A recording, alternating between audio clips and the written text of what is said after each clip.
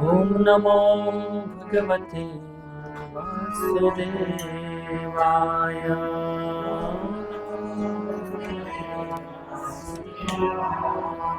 ॐ नमो भगवते वासुदेवाय।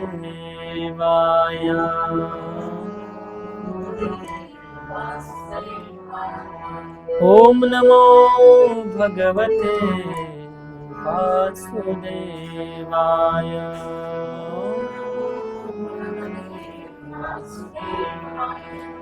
नारायणं नमस्कृत्यं नरं चैव नरोत्तमं देवीं सरस्वतीं व्यासं ततो जयोमुदीरये।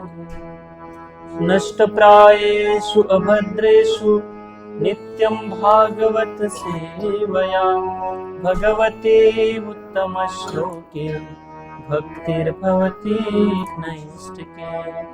कृष्णाय वासुदेवाय देवकी नन्दनाय च नन्दगोपकुमाराय गोविन्दाय नमो नमः। ॐ नमो ॐ अज्ञानतिमिरन्धस्य ज्ञानाञ्जनशलाकया चक्षुरोन्मिलितं येन तस्मै श्रीगुरवे नमः। नमो ॐ विष्णुपादाय कृष्णपृष्ठाय भूतले श्रीमते भक्तिवेदान्त स्वामिनिति नामिने।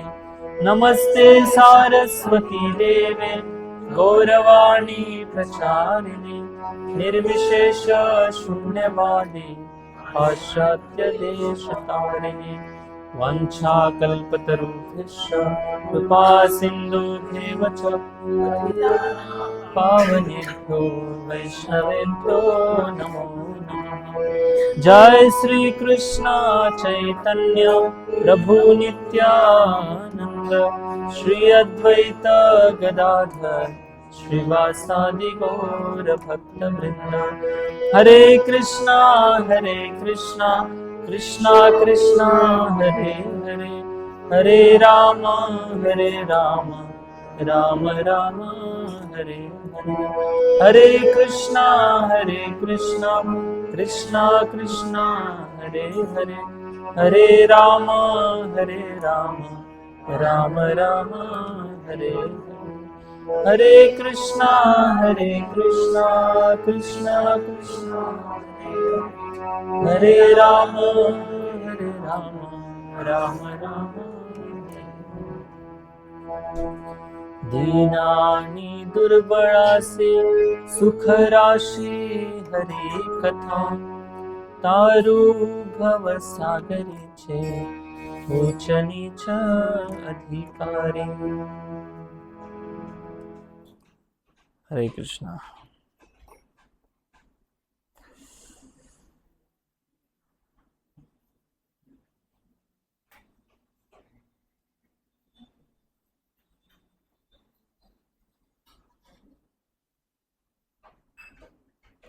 हरे कृष्णा। थोड़ा सा आवाज बढ़ा दो, सबको आवाज आ रही है पीछे? जोर से बोलो हरे कृष्णा। श्री वृंदावन धाम की दर्शन करके सबको वृंदावन का अनुभव हो रहा है। हाँ, तो यहाँ पर अपने प्रेम से भगवान की सेवा करते हैं भक्तजन, हृदय में जो वृंदावन की भावना है वही बाहर प्रकट होती है। तो आप सभी का हार्दिक स्वागत है आज के सत्संग कार्यक्रम में। तो हम आज गोवर्धन जी की कथा करेंगे, गोवर्धन लीला का वर्णन करेंगे। तो श्रीमद् भागवतम में दशम स्कंद 21वां अध्याय और श्लोक संख्या 18। किसी के पास भागवतम में मोबाइल में तो इस श्लोक को मेरे पीछे रिपीट करिए।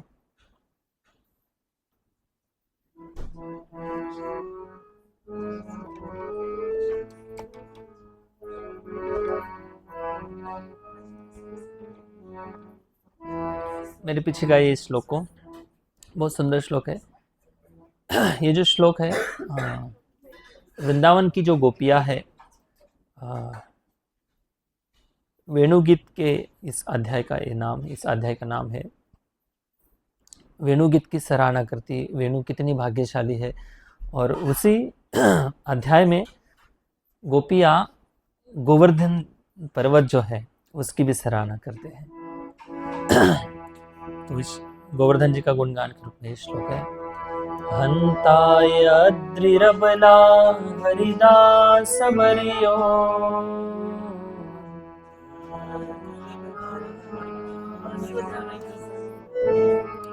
यद राम कृष्ण चरण स्पर्श प्रमोदा।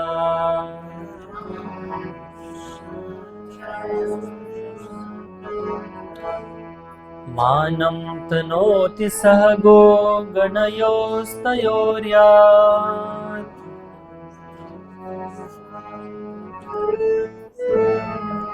पानीय सुयवस कंदर कंदमूले।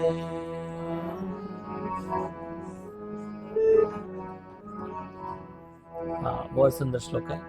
हंताय अद्रिरबला हरिदास वर्यो, यद्राम कृष्ण चरण स्पर्श प्रमोद, मानम तनोति सह गो गणयस्तयोर्यत्, पानीय सुयवस कंदर कंद मूले।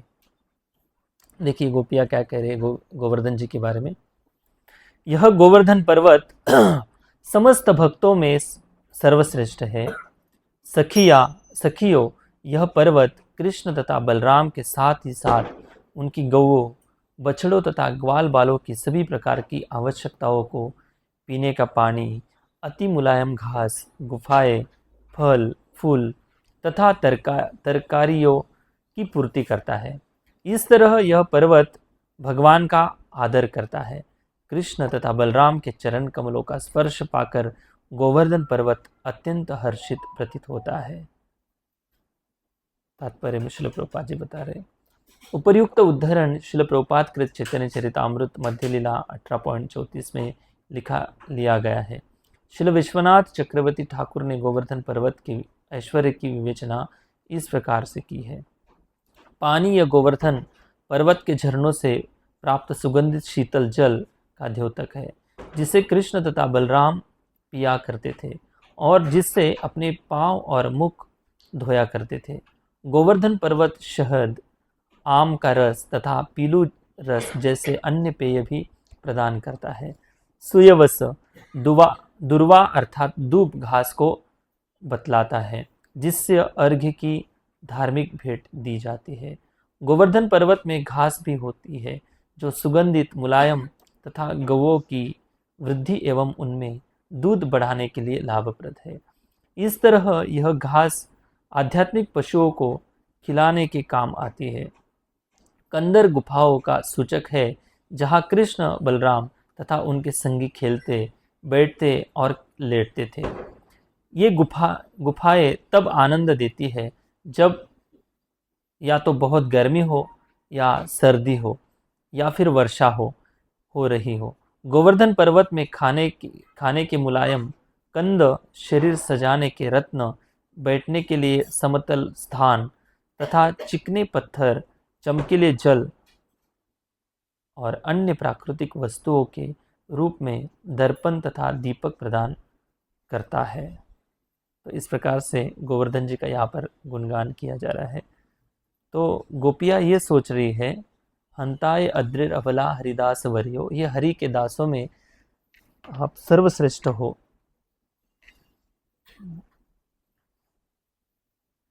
हरि के अनेक दास हैं, लेकिन गोपिया इसलिए गुणगान कर रही है कि हे प्रभु श्याम सुंदर, आप वृंदावन में जैसे आए हो, तो गोपिया सोच रही थी कि ज़्यादा से ज़्यादा कृष्ण के एसोसिएशन में हम रहे, कृष्ण का दर्शन कर सके।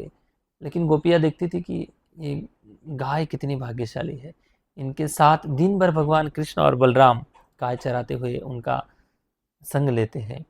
तो गोवर्धन भी कितना भाग्यशाली है कि गोवर्धन के ऊपर कृष्ण और बलराम अपने चरण कमल जब रखते हैं तो गोवर्धन आनंद से प्रफुल्लित हो जाता है। और गोपिया इसलिए गुणगान कर रही है कि हमसे भी ज़्यादा गोवर्धन भाग्यशाली है, इसलिए हरि के दासों में आप सर्वश्रेष्ठ दास हो, क्योंकि भगवान श्री कृष्ण और बलराम की आप इतनी अच्छे से सेवा कर रहे हो।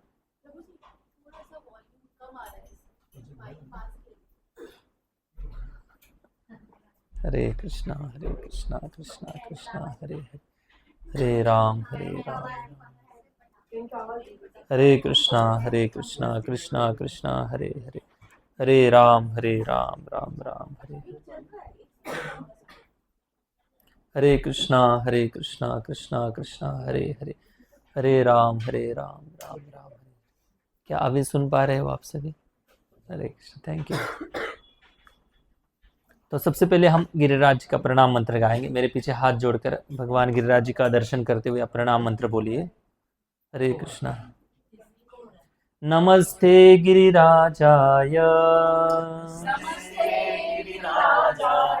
श्री गोवर्धन नामिने अशेष क्लेशनाशाय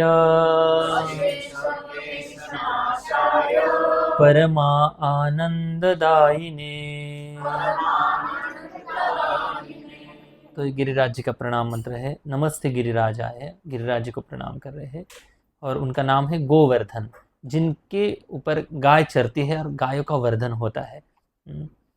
अशेष क्लेश नाश है। अगर कोई गिरिराज जी से प्रार्थना करता है, उनके क्लेश अशेष मतलब बहुत जल्दी गिरिराज जी उनके क्लेश कम कर देता है और परम आनंददायी ने उनको आध्यात्मिक आनंद प्रदान करता है। तो ये गोवर्धन जी की महिमा है। तो गोवर्धन जी की यहाँ पर गोपियाँ गुणगान कर रही है। क्यों गोवर्धन इतना सर्वश्रेष्ठ है? क्यों भगवान कृष्ण दिन भर गोवर्धन के तलहटी पर रहते थे, गोवर्धन में गाय चराने जाते थे? तो वृंदावन में भगवान श्री कृष्ण जब 3.5 वर्ष के हुए, तब सारे वृंदावन वासियों ने सोचा कि भाई हमारा जो कृष्ण कन्हैया है, इसके लिए ये जो भूमि है, गोकुल जो भूमि है, ये अच्छी नहीं है। क्योंकि यहाँ पर दिन पर दिन असुर बढ़ते ही जा रहे हैं, बार बार आ रहे हैं असुर, लेकिन भगवान नारायण की कृपा से हमारे कृष्ण की रक्षा हो जाती है। तो इस प्रकार से ब्रजवासी सोचने लगे। तो सारे नंद बाबा और उनके जो गोप सखागण मित्र थे, उन्होंने निर्णय लिया कि अभी हमें गोकुल में नहीं रहना है। तो फिर सारे जितने भी ब्रजवासी थे, उन्होंने निर्णय किया कि हम गोवर्धन के पास जो वृंदावन है, वृंदावन में हम जाएंगे और वहाँ पर गाय को चरने के लिए भी बहुत अच्छा पर्वत है, जहाँ से अच्छे झरने निकलते हैं, पानी निकलता है। फिर वहाँ पर वृंदावन में शिफ्ट हो जाते हैं। और वृंदावन में आने के बाद फिर भगवान की गोचारण लीला आगे जाकर शुरू होती है। फिर शुरुआत में भगवान श्री कृष्ण छोटे छोटे बछड़े चराते हैं। जैसे भागवान 5 साल के हो जाते हैं, उसके बाद फिर नंद बाबा और यशोदा मैया से कृष्ण कहते हैं कि हे मैया, अभी मुझे गाय चराने जाना है। वे गाय चराने इसलिए भगवान इच्छा व्यक्त करते हैं कि ब्रज में जितने भी वृक्ष, योनि, वनस्पति, जो भी लोग हैं, वो भगवान के बहुत बड़े शुद्ध भक्त हैं। तो उनको भी भगवान दर्शन देना चाहते थे। इसलिए भगवान गाय चराने के बहाने से जंगल में जाकर, जंगल में जितने भी वृक्ष थे, जितने भी वेली वनस्पति थी, वो भी भगवान का वेट कर रहे थे कि भगवान का अवतार तो हो चुका है, लेकिन हमें भगवान का दर्शन नहीं हुआ। तो भगवान श्री कृष्ण गाय चराने के बहाने से जाते थे। फिर गोपाष्टमी, कल परसों ही गोपाष्टमी हुई ना, तो कार्तिक महीने के शुक्ल पक्ष की अष्टमी के दिन भगवान श्री कृष्ण ने गोचारण लीला प्रारंभ की थी। बहुत सुंदर वर्णन आता है कि उनका सुंदर सजाया गया था। भगवान श्री कृष्ण को रोहिणी मैया और कृष्ण को सजाती है, यशोदा मैया बलराम जी को सजाती है, और सुंदर उनको अलग अलग ब्रजवासी भेंट वस्तु लेकर आते हैं और भगवान को अर्पण करते हैं। कोई भगवान को गाय चराने के लिए लाठी लेकर भेंट देता है, कोई सिंह देता है, कोई छत्र देता है। तो ऐसे देते देते भगवान श्री कृष्ण को यशोदा मैया ने चप्पल दे दी। लेकिन भगवान श्री कृष्ण ने मना कर दिया कि हे मैया, अगर आप मुझे चप्पल देंगी तो फिर अपनी जो गैया है, इतनी सारी गैया है, इनको भी चप्पल देना पड़ेगा। तो कृष्ण ने मना कर दिया कि मैं चप्पल नहीं पहनूंगा। तो पूरे वृंदावन में जितने भी भगवान ने विचरण किया है, तो बिना चप्पल का विचरण किया है।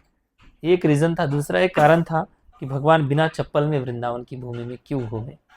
दूसरा कारण ये था कि वृंदावन, ये जो पृथ्वी है, पृथ्वी एक देवी के स्वरूप में भी है।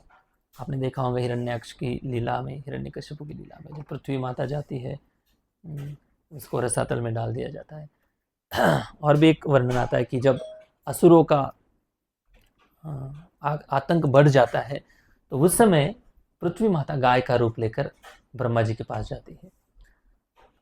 तो इस पृथ्वी की जो वृंदावन जो भूमि है, इस पूरी पृथ्वी के एक ये जो भाग है, कपाल क्या बोलते हैं इसको, माथे के समान है, ललाट के समान है। तो पृथ्वी माता कई दिनों से इंतजार कर रही थी कि कब कृष्ण मेरे ऊपर चरण रखेंगे, मेरे माथे के ऊपर चरण रखेंगे और मेरा जो मस्तक है वो सुशोभित होगा। मतलब शोभा तब बढ़ती है मनुष्य की जब हम माथे पर तिलक लगाते हैं, है ना। तो हर एक व्यक्ति का कर्तव्य है कि माथे पर तिलक लगाना चाहिए, कुछ भी हो जाए। माथे पे तिलक लगाने से शोभा बढ़ती है। तो पृथ्वी माता कई दिनों से इंतजार कर रही थी। तो गोवर्धन पर्वत जो है, इसके ऊपर कृष्ण बलराम हर रोज गाय चराने जाते थे। और क्यों जाते थे, क्यों भगवान का गोवर्धन जी को सबसे ज्यादा संग मिलता था, क्या कारण है, कोई बता सकता है?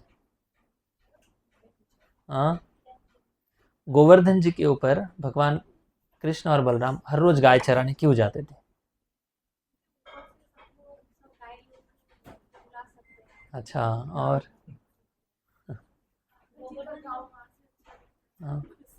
यस, अच्छा,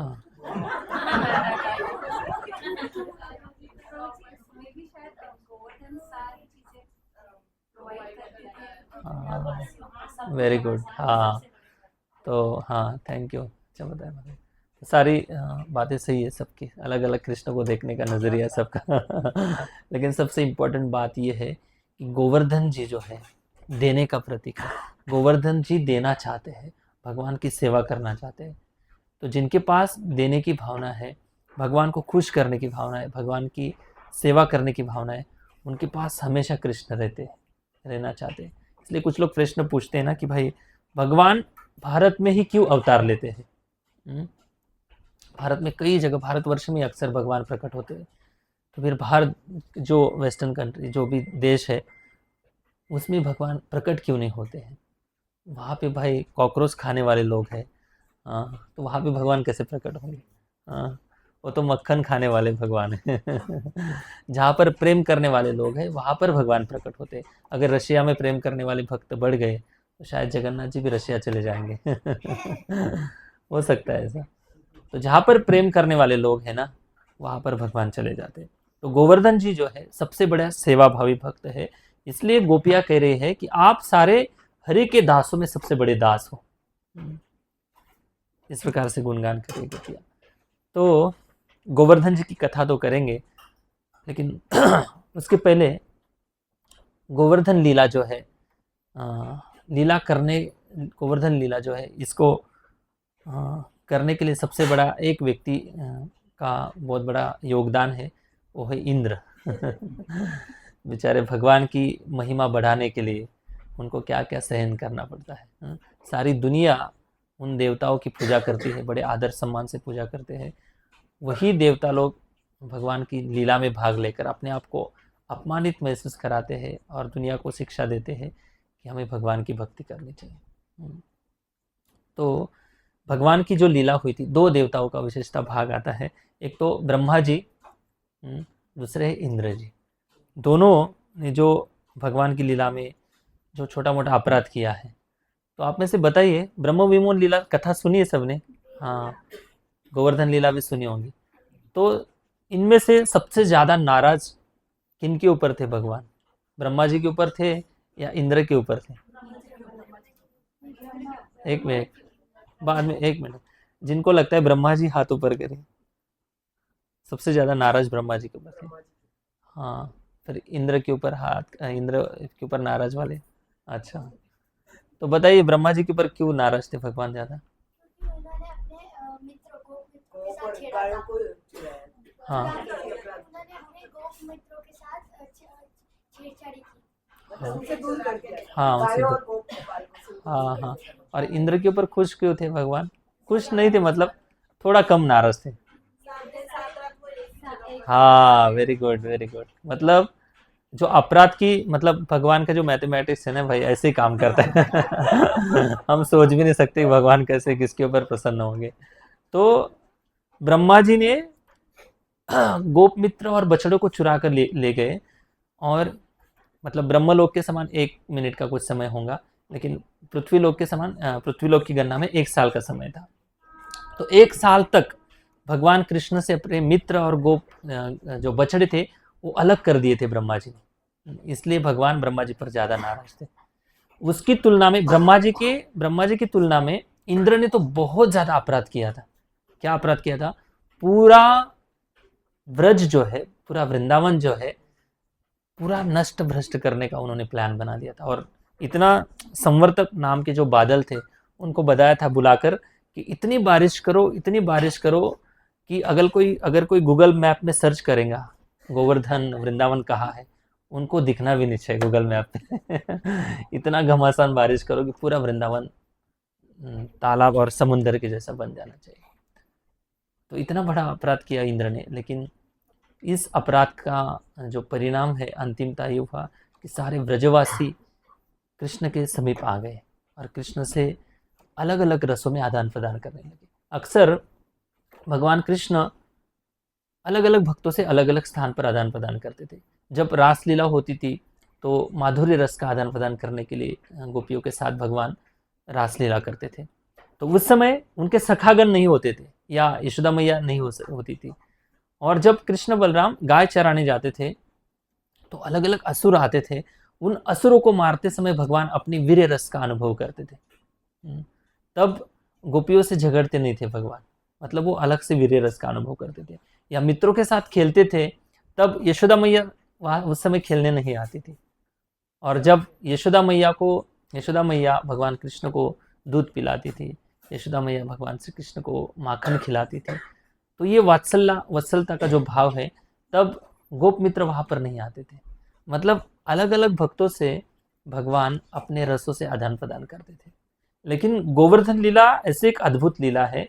इस लीला के समय जितने भी ब्रज के वासी थे, उन ब्रजवासियों के साथ भगवान सबके साथ एक ही समय पर सबके साथ अलग अलग रसों से आदान प्रदान करते थे। इसलिए भगवान श्री कृष्ण इंद्र के ऊपर ज़्यादा प्रसन्न भी नहीं थे और बहुत ज़्यादा नाराज भी नहीं थे।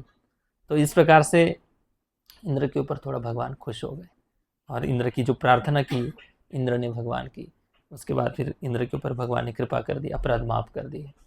तो इस प्रकार से भगवान की अलग अलग जो रसों का आदान प्रदान है गोवर्धन लीला में प्रकट हुआ।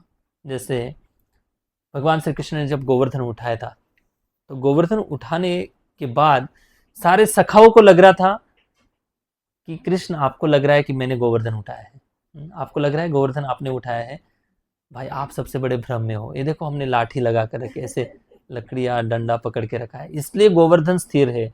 आपको क्या लग रहा है कि आपने गोवर्धन उठाया है? वो भी बाएं हाथ की छोटी सी जो फिंगर है इसके ऊपर उठाया है, इसमें क्या आपकी क्या इतनी शक्ति है? तो जब भगवान कृष्ण ने सुना कि गोप मित्र शायद नहीं मान रहे कि मैं इतना शक्तिशाली हूँ, तो फिर भगवान ने थोड़ा सा हाथ नीचे कर लिया, तो सबके लाठी जो है टूटने लगी। तब डर गए सब लोग, अरे कृष्ण कन्हैया आप उठाओ, आप ही तो, आपने तो उठाया था। और उसी समय ये सखाओं की लीला हो गई। तब उस समय यशोदा मैया सोच रही थी कि भाई कन्हैया का हाथ, ये हाथ बिजी है और दूसरा हाथ ऐसे खड़े है भगवान, तो भोजन कैसे करेंगे? इतने दिन से भगवान ने कुछ खाया नहीं, कब इस गोवर्धन को नीचे रखेंगे, कब इंद्र बारिश कम करेंगे, तब मैं कन्हैया को खिलाऊंगी। तो इस वत्सलता के भाव से यशोदा मैया कृष्ण के पास आकर देख रही थी। दूसरे है गोपिया और राधा रानी, ये जब कृष्ण को देख रहे थे तो आचार्यगण लिखते हैं कि कन्हैया, कृष्ण भगवान ने गोवर्धन उठाया ही नहीं है। उनका कहना है कि गोवर्धन कृष्ण ने उठाया ही नहीं है। क्यों? फिर किसने उठाया? तो आचार्यगण बताते कि गोवर्धन तो राधा रानी ने उठाया है। फिर कैसे उठाया राधा रानी ने? बताते हैं कि दुकुलम नेत्रांते सहचरी कटाक्षम विदधते। दुकुलम नेत्रांते, जो नेत्र का अंत भाग है, देखिए किसका ट्राई करो, देखते हैं नेत्र के अंत भाग से ऐसे ऐसे, मतलब हमारे जो नेत्र का जो अंत भाग है ना, इस अंतिम भाग से जिस व्यक्ति को देख रहे हैं वो एक विशेष भाव होता है उनकी तरफ देखने का।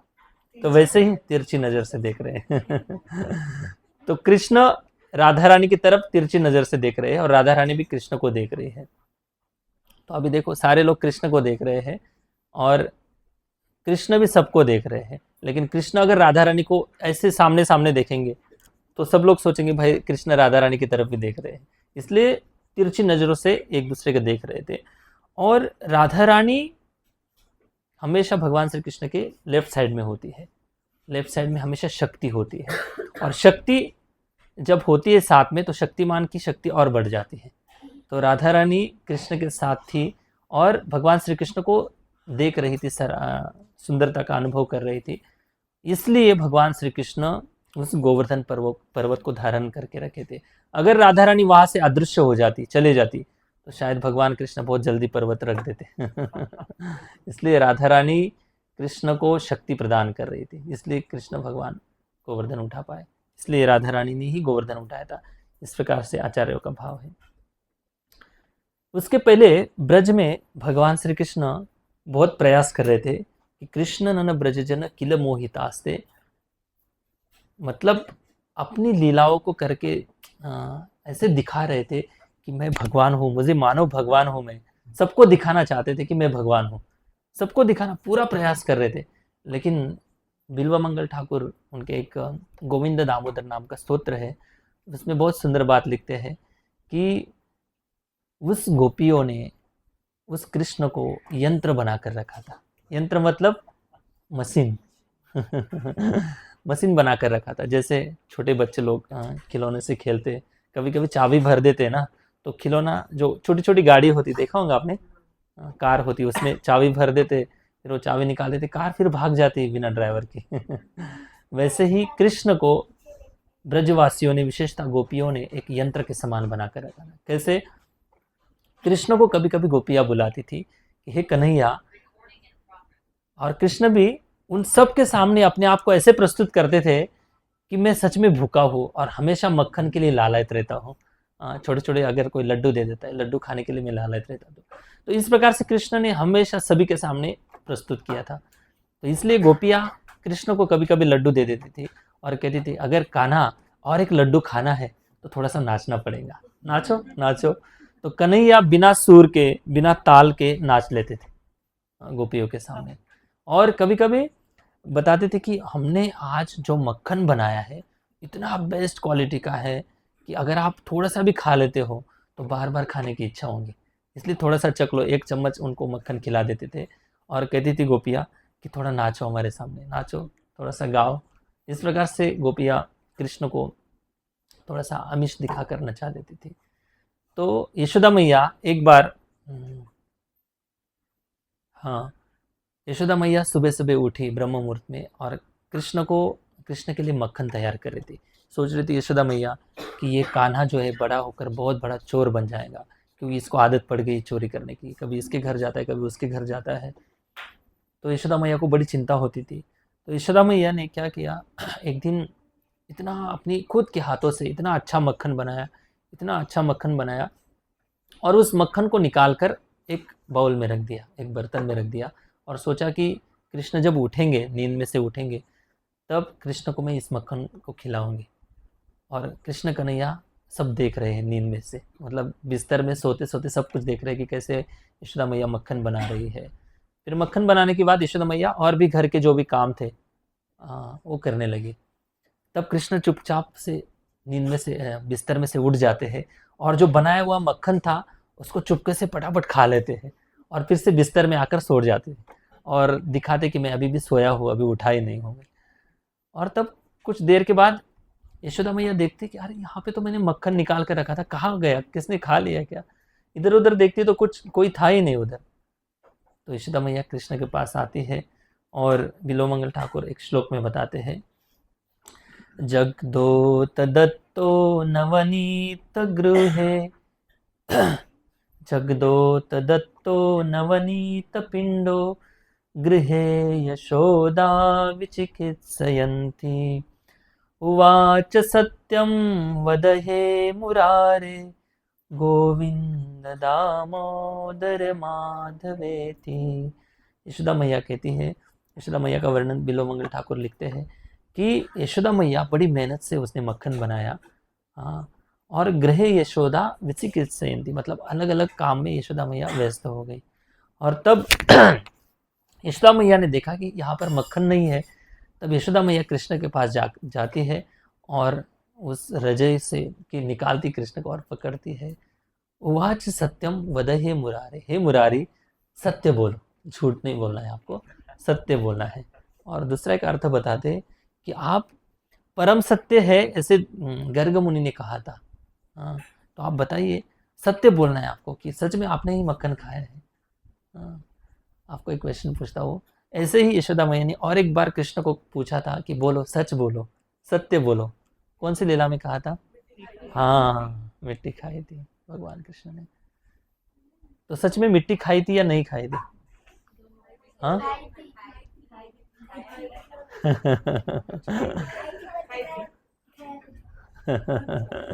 सच में मिट्टी खाई थी भगवान ने। हाँ, मिट्टी क्यों खाई थी? एक बार क्या हो गया था, भगवान कृष्ण और उनके जो सखागण थे, मिट्टी में खेल रहे थे, और मिट्टी में खेलते खेलते अपने छोटे छोटे घर बनाते थे। बनाते कभी घर बनाए हैं? मिट्टी में खेला है आप सभी ने? हाँ, हम भी गए थे ना वृंदावन में, हमने घर बनाए थे छोटे छोटे। कहाँ पर गए थे हम? रमन रेती में। हाँ, तो वहाँ पर भगवान श्री कृष्ण घर बना रहे थे। तो कृष्ण से घर ही नहीं बन रहा था, ट्राई कर रहे थे, बार बार बना रहे थे। और कृष्ण का जो सखा था श्रीदामा, बहुत अच्छे से उसने घर बना लिया मिट्टी का। और फिर कृष्ण ने श्रीदामा को कहा कि हे सखा, हे श्रीदामा, मुझे भी सिखाओ आपने कैसे घर बनाया है। तो श्रीदामा बोलता है कि देखो, अभी मैं घर बना रहा हूँ, पूरा बनने के बाद जब मुझे टाइम मिलेगा तब मैं आपको सिखाऊंगा। तब तक वेट करो, नहीं तो फिर दूसरे किसी से सीख लो। तो कृष्ण को गुस्सा आ जाता है। कृष्ण क्या करते हैं, अपने पैर से श्रीदामा का जो घर बनाया था उस घर को तोड़ देते हैं। और घर तोड़ने के बाद कृष्ण बहुत गुस्सा हो जाते हैं और अलग से सारे सखाओं से अलग से दूर चले जाते हैं और मिट्टी खाने लगते हैं। और ये बहुत बहुत बचपन की बातें हैं, मिट्टी खाने लगते हैं। तब गोप मित्र बोलते हैं कि अरे कन्हैया, मिट्टी मत खाओ, मिट्टी कोई खाने की चीज़ होती है।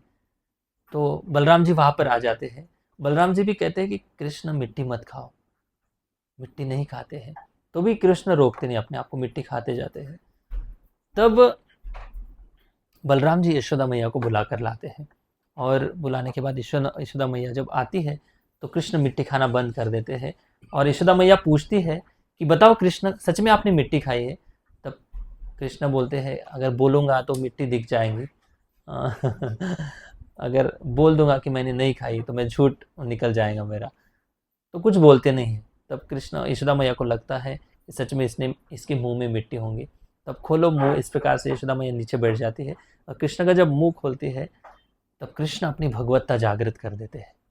बहुत बड़ा अपने मुख में यशोदा मैया को पूरे ब्रह्मांड का दर्शन करा देते हैं। तो मैं ये सारी लीला क्यों बता रहा हूँ कि भगवान कृष्ण ने कई बार ट्राई किया कि मैं सच में भगवान हूँ, मुझे भगवान मानो, मैं सारे अवतारों का स्रोत हूँ, सारे अवतार मुझसे निकलते हैं, नरसिंह, वामन, वराह, कुर्म, जितने भी अवतार है, राम, जितने भी अवतार है, ये सारे मुझसे निकलते हैं। और आप ब्रजवासी मुझे इतना ग्रांटेड ले रहे हो, छोटे छोटे लड्डू पर मुझे नचा देते हो। छोटे से मक्खन खाने के लिए मुझे नचा देते हो। मैं इतना ट्राई कर रहा हूँ आप लोगों के सामने इतनी भगवत्ता प्रदर्शित करने के लिए, लेकिन आप मानते नहीं कि मैं भगवान हूँ। इसलिए सनातन गोस्वामी कहते हैं कि कृष्ण नन ब्रजजन किल मोहितास्ते तैसे विमोही भगवान इति सत्यमेव। ये जो परम सत्य कृष्ण है, ये कोई साधारण व्यक्ति नहीं है, लेकिन इन ब्रजवासियों के प्रेम के सामने प्रिया यदि मान करे करय भत्सन, अगर प्रिया मतलब गोपिया कभी कभी कृष्ण के ऊपर रूठ जाती थी, और उस रूठने के कारण भत्सना करती थी। और कैसे शब्दों में?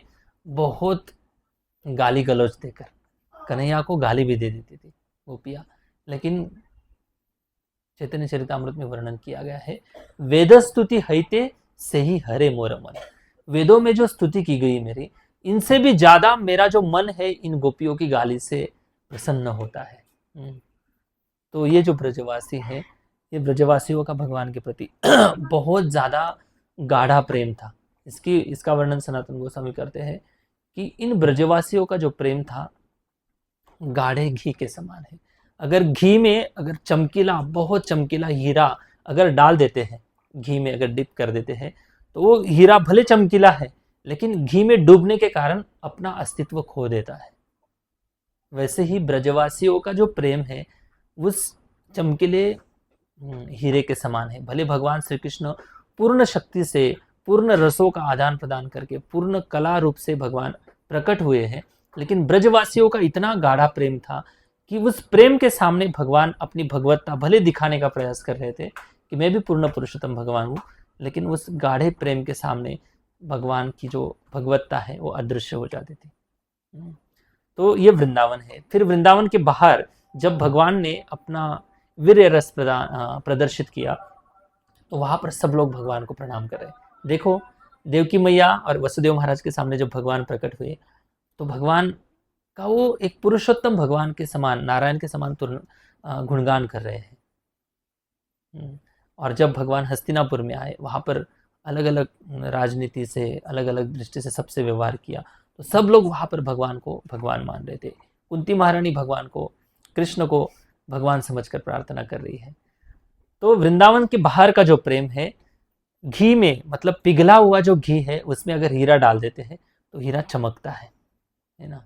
तो वृंदावन के बाहर का जो प्रेम है वो पिघले हुए घी के समान है। प्रेम है वृंदावन के बाहर के भक्तों का, लेकिन पिघले हुए घी के समान है। उसमें हीरा अगर डालते हैं तो हीरा का अस्तित्व चमकीला वैसे के वैसे बना रहता है। तो ये वृंदावन है।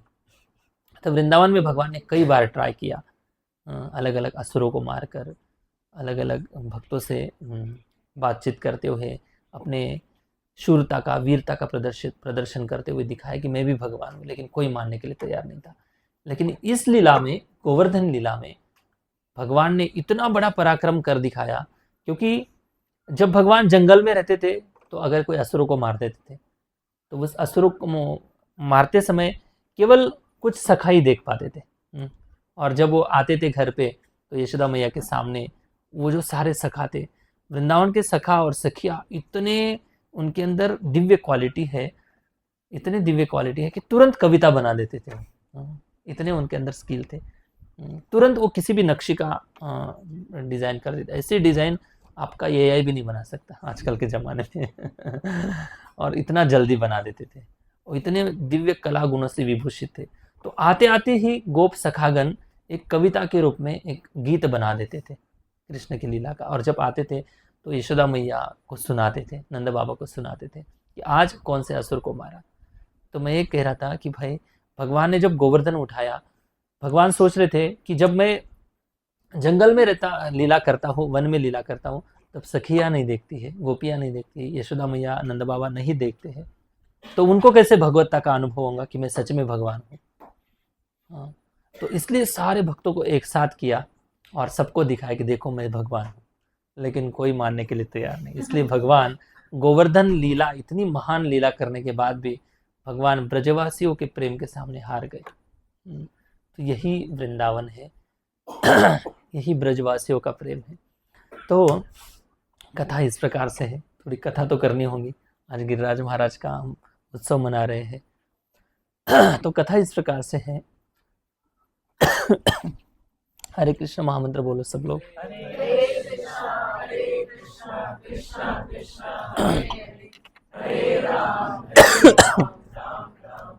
Thank you. हरे कृष्ण। तो वृंदावन वासी हर साल इंद्र की पूजा करते थे, और इंद्र की पूजा ऐसी छोटी मोटी पूजा नहीं करते थे, बहुत बड़े उत्सव के समान पूजा करते थे। और वो सबसे बड़ा उत्सव था ब्रजवासियों का। और ब्रजवासी इस भाव से पूजा करते थे कि हम सब लोग गोप जाति के हैं, मतलब हमारा व्यवसाय है गाय चराना, गाय का पालन करना, दूध निकालना, दूध से अलग अलग पदार्थ बनाना और मार्केट में सेल करना, ये गोप जाति का बिजनेस था। तो नंद बाबा उनके राजा थे, कृष्ण भगवान के पिताश्री। तो हर रोज, हर साल वो तैयारी करते थे, अच्छे सुंदर से इंद्र की पूजा करते थे। तो जब भगवान कृष्ण ने देखा कि नंद बाबा कुछ बड़े उत्सव का आयोजन करने जा रहे, सारे मीटिंग चल रही है, सब आयोजन की बातचीत चल रही है, सब लोग तैयारी में जुड़े हैं, कुछ लोग भोग बना रहे हैं, कुछ लोग सजा डेकोरेशन कर रहे हैं, कुछ लोग यज्ञ की तैयारी कर रहे हैं, कुछ लोग भजन कीर्तन गाने की तैयारी में लगे हैं। तो ये सब तैयारी देखकर भगवान कृष्ण ने यशोदा मैया से पूछा कि मैया, क्या ब्रज में कोई बड़ा फेस्टिवल है? क्या किस कारण से बना रहे हैं? तो यशोदा मैया बताती है कि बेटा कृष्ण, हम हर साल इंद्र की पूजा करते हैं, तो हम इंद्र की पूजा कर रहे हैं। तो फिर कृष्ण भगवान यशोदा मैया से पूछते हैं कि क्यों इंद्र की पूजा कर रहे हो आप? तब यशोदा मैया बताती कि बेटा मुझे बहुत सेवा है घर में, आप पिताजी के पास जाओ और पूछो उनको जो पूछना है। तो भगवान कृष्ण नंद बाबा के पास आते हैं और पूछते हैं कि बाबा बताइए, क्या किस कारण से हम इंद्र की पूजा कर रहे हैं? तब ये सारा कारण नंद बाबा बताते हैं कि देखो, हमारी गायों को अगर पालन पोषण होता है तो इंद्रदेव जब वर्षा करते हैं, जब बारिश करते हैं, उस बारिश के कारण इस पूरे वृंदावन में सुंदर सुंदर अलग अलग प्रकार के घास आते हैं और वृक्ष अलग अलग फलों से लगते हैं। बारिश के कारण ही तो होता है। इसलिए हमारा कर्तव्य होता है कि इंद्र के प्रति हमारी कृतज्ञता भाव व्यक्त करने के लिए हम साल में एक बार उनकी पूजा करते हैं। तब भगवान कृष्ण ने सोचा कि भाई मुझे अभी वृंदावन के बाहर जब मैं जाऊंगा तब अर्जुन को गीता सुनाऊंगा, और गीता सुनाते हुए मैं अलग अलग टॉपिक की चर्चा करूंगा, और उसमें एक टॉपिक जरूर लूंगा जिसमें देवताओं की पूजा का मैं खंडन करने वाला हूँ। मतलब देवताओं की पूजा जो है अल्प बुद्धि के लोग करते हैं, अल्प मेधसा करते हैं। तो अगर मैं दुनिया को ज्ञान दूंगा और मेरे माता पिता ही देवी देवता की पूजा करेंगे, तो कैसे लोग मानेंगे कि भाई आपके उपदेश जो है पहले माता पिता को तो बताओ। हाँ, वो तो इंद्र की पूजा करते हैं हर साल। इसलिए भगवान ने सोचा कि प्रीचिंग प्रोग्राम शुरू करना है तो पहले घर से शुरू करना है। तो भगवान ने सोचा कि अभी नंद बाबा और यशोदा मैया को ही प्रीचिंग करनी पड़ेंगे। तो नंद बाबा को भगवान कृष्ण अलग अलग तर्क वितर्क देने लगते हैं कि देखो, ये जो देवी देवता है ना बाबा, ये देवी देवता का कर्तव्य है कि इस पृथ्वी तल पर जितने भी लोग हैं इनको जीवन आवश्यक फैसिलिटी प्रोवाइड करना इनका कर्तव्य है, क्योंकि ये परम भगवान के द्वारा नियंत्रित है। उनको एक पद दिया गया है और कुछ सालों तक, कुछ कल्प तक वो सेवा करेंगे, तो उनका कर्तव्य है। जैसे बताते हैं कि अगर बैंक में हमारे पैसे हैं, समझो कुछ भी अमाउंट है हमारी, अगर निकालना है हमको तो हम चाहे जब चाहे निकाल लेंगे पैसे, और उसमें पैसे देने वाले कौन है? कैशियर है। तो कैशियर थोड़ी ना कहेगा कि आपके पैसे है या बैंक में पैसे ही वो हमारे पैसे, मैं जब चाहे तब दूंगा। ऐसे नहीं, जब हम चाहे तब निकाल सकते हैं हम। वैसे ही भगवान नंद बाबा को कहते हैं कि देवी देवता जो है वो अपना जो कर्तव्य है वो निभाते हैं। बारिश हो, हवा हो, ये सब ब्रह्मांड में फैली हुई सब सुख सुविधाएं फैसिलिटी है, उनका काम है देने का। हाँ ठीक है, आप बोल रहे कि वृंदावन में बारिश करते हैं, तो इंद्र अगर बारिश करता है वृंदावन में, वो तो समुद्र में भी बारिश करता है। समुद्र में कौन से गाय का पालन होता है? तो इस प्रकार से भगवान बहुत सुंदर से तर्क वितर्क देकर नंद बाबा को फाइनली कन्विंस कर लेते हैं, और नंद बाबा भी बड़ी कृष्ण की मीठी बातों में आ जाते हैं और सोचते कि इतना सुंदर सा मेरा लाला है और इतनी अच्छी बात कर रहा है, क्यों ना इसकी बात सुने। तो सारे ब्रजवासी मान लेते कि कृष्ण कह रहे हैं कि इंद्र की पूजा नहीं करनी है, तो फिर किसकी पूजा करनी है? तो कन्हैया बताते, कृष्ण बताते कि देखो, हम वृंदावन में रहते हैं और वृंदावन में सबसे बड़ा जो दाता है वो है गोवर्धन पर्वत। गोवर्धन पर्वत पर हमारी सारी गैयाओं का पालन पोषण होता है। और कहते कृष्ण कि देखो, इस गोवर्धन पर सुंदर गुफाएं हैं, इस गुफाओं में जब हम गाय चराने जाते हैं, जब कितनी भी गर्मियों का सीजन हो, लेकिन एसी से भी ज़्यादा ठंडक उस गुफाओं में आती है। तो ये गुफाएं इस प्रकार से हमें सुख सुविधा देती है, और इतने सुंदर सुंदर फूल है इस गोवर्धन पर कि दूर से अगर दर्शन करते तो मन प्रसन्न हो जाता है। और इतनी सुंदर घास है इस गोवर्धन के ऊपर, हमारी गाय जब इस गोवर्धन के ऊपर चरने जाती है तो कई गुना दूध हमें प्रदान करती है। तो वास्तविक रूप से गोवर्धन ही तो हमें सब कुछ दे रहा है, तो इसलिए हमें गोवर्धन की पूजा करनी चाहिए। तो ये कारण है। और कृष्ण गोवर्धन की पूजा की जो प्रथा है इसलिए शुरू करना चाहते हैं कि जब भगवान कृष्ण ने राधा रानी से कहा कि हे राधिका, मैं वृंदावन में अभी अवतार लेने वाला हूँ, तो आपको भी आना है। तो राधा रानी कहती है कि कृष्ण, जब तक यमुना और गोवर्धन आएंगे नहीं तब तक मैं भी आपके साथ वृंदावन में आऊंगी। तो राधा रानी का गोवर्धन के प्रति भी बहुत प्रेम है। तो राधा रानी को प्रसन्न करने के लिए गोवर्धन की पूजा जो है कृष्ण ने चालू की। तो कवि कर्णपुर जी कहते हैं कि गोवर्धन जी जो है, और हमारे सारे वैष्णव आचार्य कहते हैं, गोवर्धन केवल एक हरिदास नहीं है, मतलब एक भक्त नहीं है, तो गोवर्धन साक्षात भगवान का स्वरूप भी माना जाता है। तो गोवर्धन दोनों रूपों में है। जैसे श्री चैतन्य महाप्रभु स्वयं भगवान भी है लेकिन भक्त रूप में आए हैं, वैसे ही गोवर्धन जी भगवान भी है और एक भक्त की भूमिका भी निभाते हैं, सारे वृंदावन वासियों की सेवा करते हैं। तो इस प्रकार से गोवर्धन जी का स्वरूप है। तो फाइनली ब्रजवासी मान लेते हैं कि कृष्ण के कहने पर गोवर्धन की पूजा करते हैं। फिर ब्रजवासी नंद बाबा कहते हैं कि भाई गोवर्धन की पूजा कैसे करते हैं, हमें तो बिल्कुल पता नहीं है, आप ही बताइए। तो भगवान कृष्ण ने कहा कोई चिंता करने की बात नहीं, मैं जैसे बताता हूँ वैसे आप करते जाओ। तो कृष्ण ने कहा कि आपके घरों में जितना भी इंद्र पूजा के लिए भोग सामग्री बनाई गई थी वो सारे बैलगाड़ी में भरकर गोवर्धन की तलहटी पर लेके आओ और वहां पर हम गोवर्धन को भोग अर्पण करेंगे।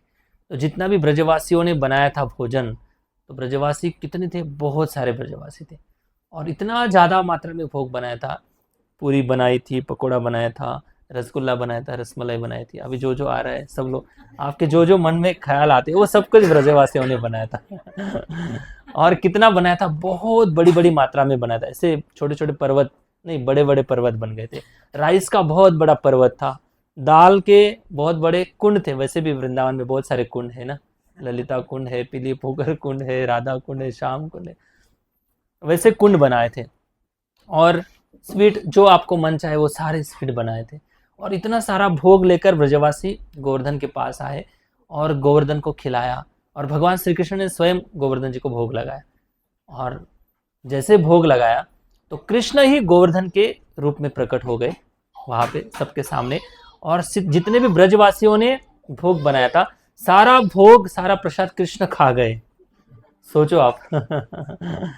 सारा भोग खा गए और कहा कि अनी और मतलब और चाहिए, और चाहिए, और चाहिए।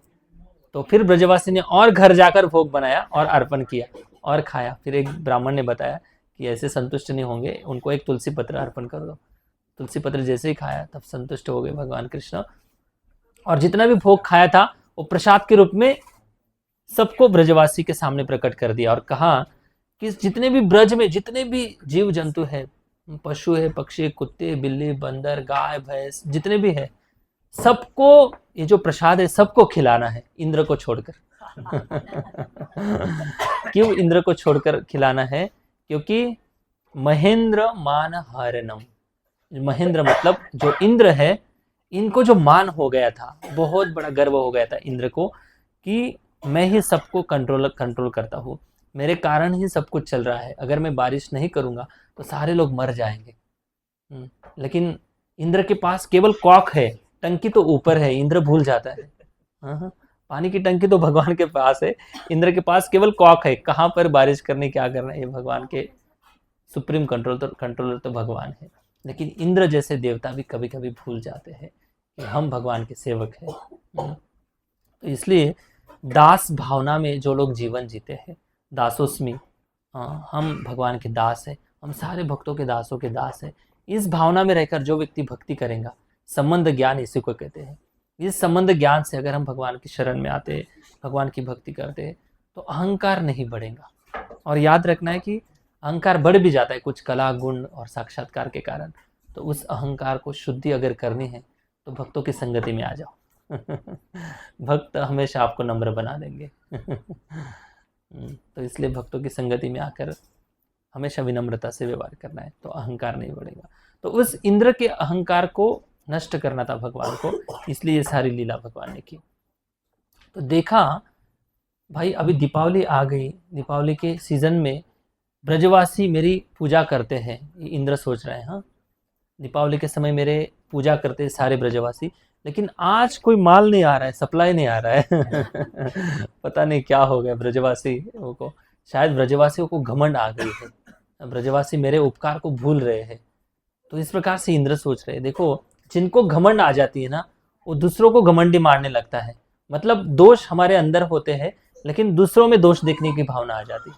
तो समझ लेना है, हमारे गुरु महाराज कहते हैं कि अगर हमारे मन में किसी को फॉल्ट फाइंडिंग की भावना आती है, किसी को अगर दोष दर्शन की भावना आती है, तो समझ लेना चाहिए कि वो दोष हमारे अंदर बहुत बड़ा घर कर कर बैठा है।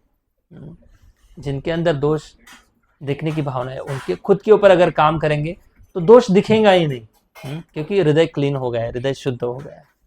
तो इंद्र इस प्रकार से सोचने लगा। फिर इंद्र ने जब देखा कि इस छोटे से बच्चे के कहने पर इन ब्रजवासियों ने इस पर्वत की पूजा कर ली है, पर्वत थोड़ी ना भगवान है, तब इंद्र बहुत क्रोधित हो जाते हैं।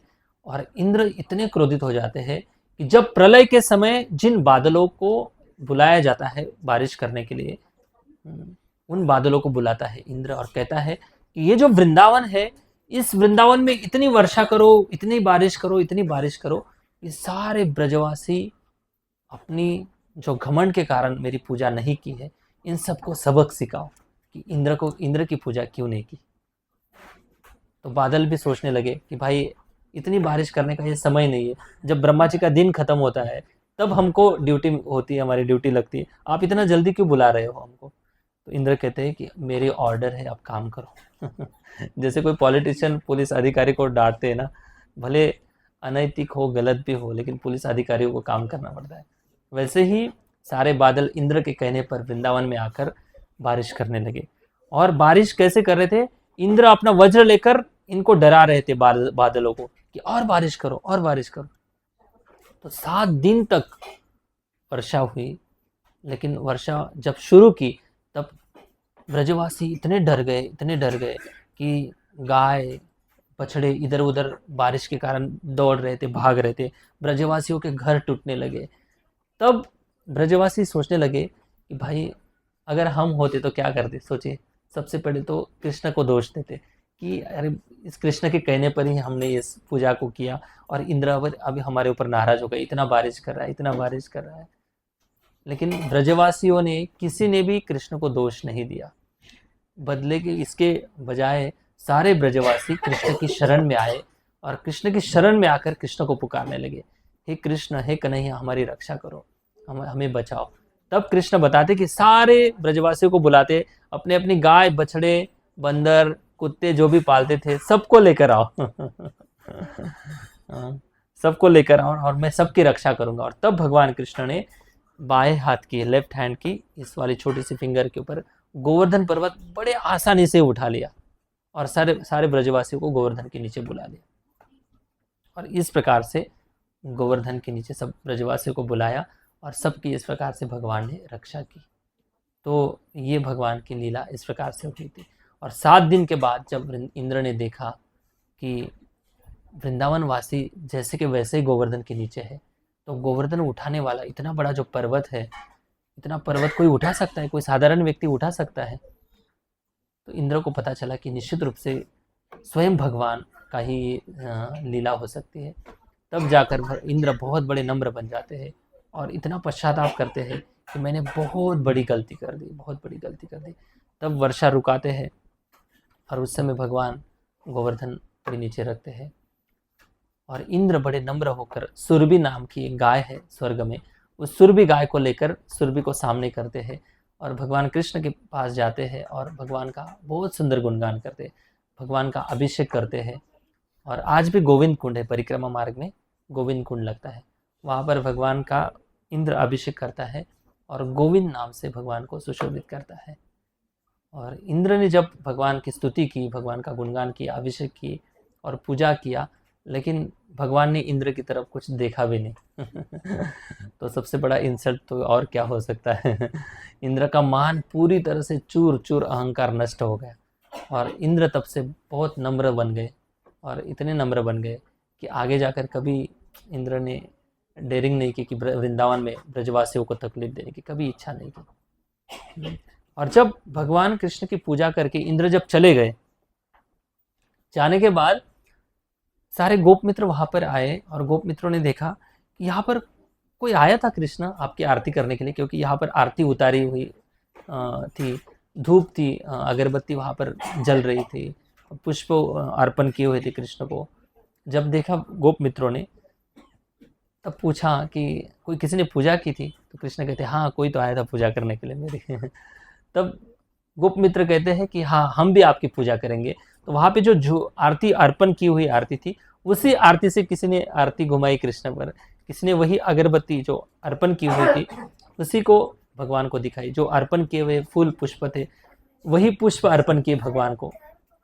लेकिन भगवान, ऐसा पूजा अर्चना का ऐसा नियम है कि अगर एक बार किसी वस्तु को भगवान को अर्पण कर देते हैं तो फिर से उस वस्तु को हम अर्पण नहीं कर सकते।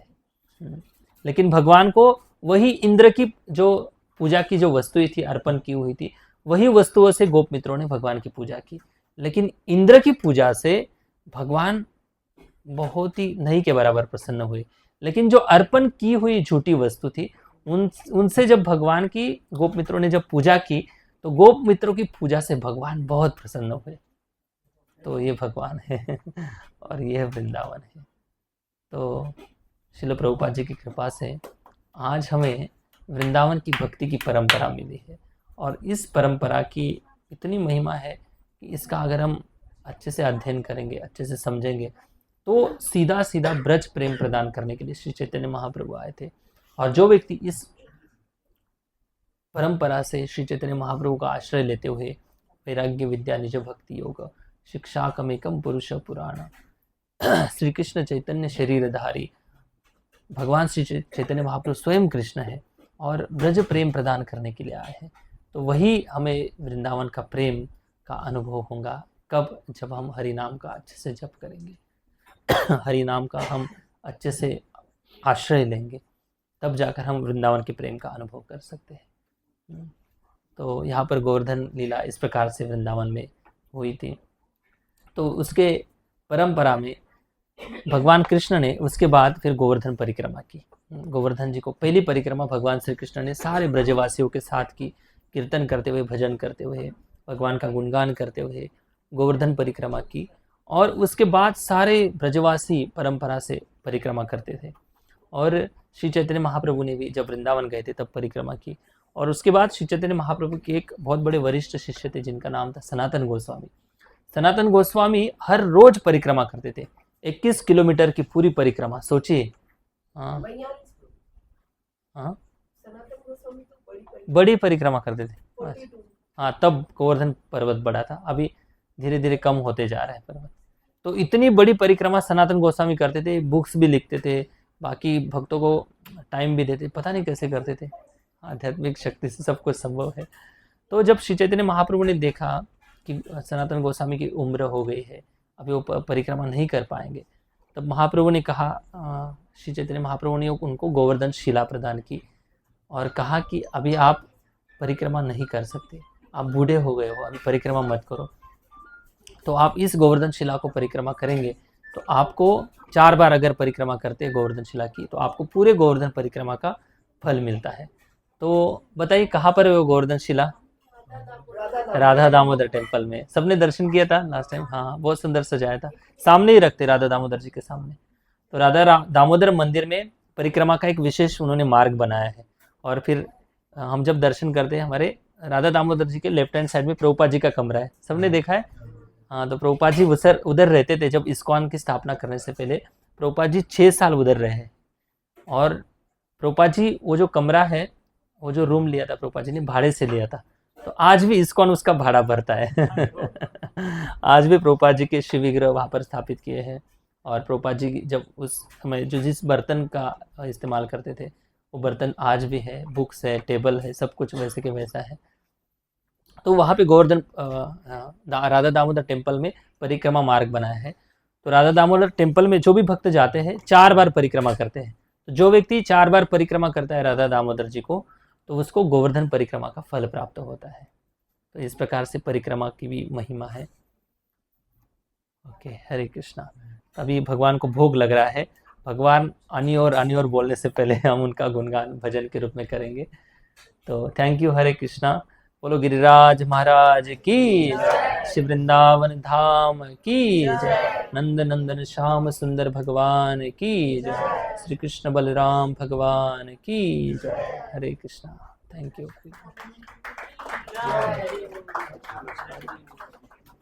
कृष्णा। इसको पॉज कर दीजिए।